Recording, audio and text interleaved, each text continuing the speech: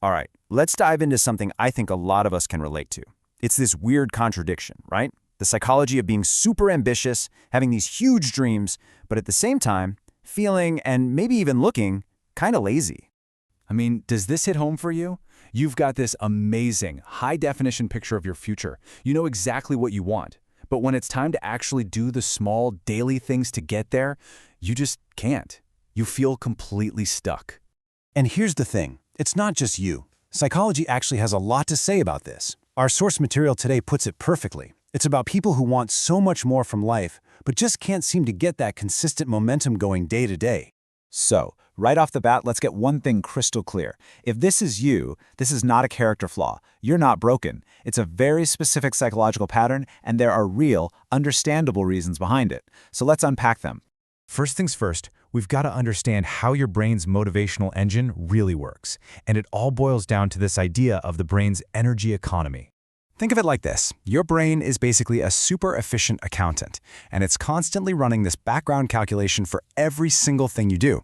Is the effort I'm about to spend going to be worth the reward I get back? If your brain looks at a task and decides, nope, not worth it, your motivation just tanks. And this is such a huge mental shift for so many of us. We're so quick to label that feeling as a lack of discipline, but what's really happening under the hood is your brain's powerful, built-in preference for mental efficiency. It's not that you're lazy, it's that your brain is a really picky investor when it comes to spending its energy. So what kind of effort does it resist the most? Well, anything that feels pointless.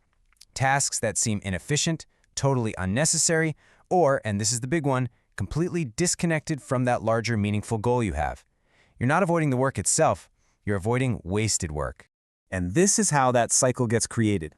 You start by thinking about that big, exciting future goal, right? And bam, your brain gives you a nice little hit of dopamine. You feel amazing. But then, your brain looks at the tedious, boring, repetitive stuff you have to do today to get there, and that dopamine just vanishes, leaving this huge gap between where you are and where you want to be. So, the takeaway here is pretty simple but powerful. Your internal reward system is wired for the big finish, the final outcome. It's just not designed to get excited about the boring, messy process of getting there, and that's a really critical distinction to make. Okay, but even when we know what we should be doing, what's really stopping us from just starting? Well, that leads us to the next piece of the puzzle, the hidden hurdles that keep all that ambition trapped inside. One of the biggest roadblocks has got to be perfectionistic thinking. And this is way more than just wanting to do a good job. It's this deep-seated feeling that starting something is incredibly risky unless the stars align and every little condition is absolutely perfect, which, let's be real, it never is. I mean, our source material just nails it with this quote. The procrastination, the delay, it's not coming from a place of not caring. It's the exact opposite. It's coming from caring so much that the thought of starting with an imperfect first draft feels worse than not starting at all.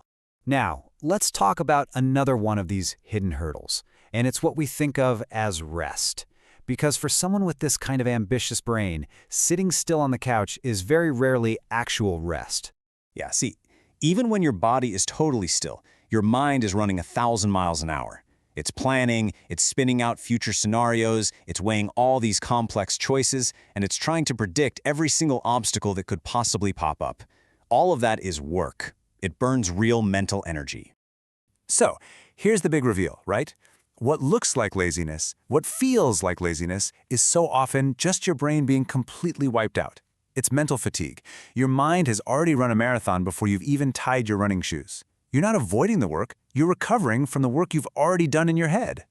Okay, so if the problem isn't a lack of discipline, and it's not true laziness, then what's the answer? Well, that brings us to our final section, and really the master key to unlocking all that motivation, the power of alignment. I want you to really let this sink in, because this is maybe the most important idea we're going to talk about today. You are not a lazy person. You are a selectively motivated person. Your motivational engine isn't broken. It just has a very, very specific on switch. And the difference it makes is just night and day. You give a selectively motivated person some meaningless, busy work task, and their motivation level is going to be practically zero. But you give them a task that is deeply connected to their goals, whoa, their motivation shoots straight through the roof. It's not even comparable. You know that incredible deep focus you're capable of? That flow state where hours just melt away?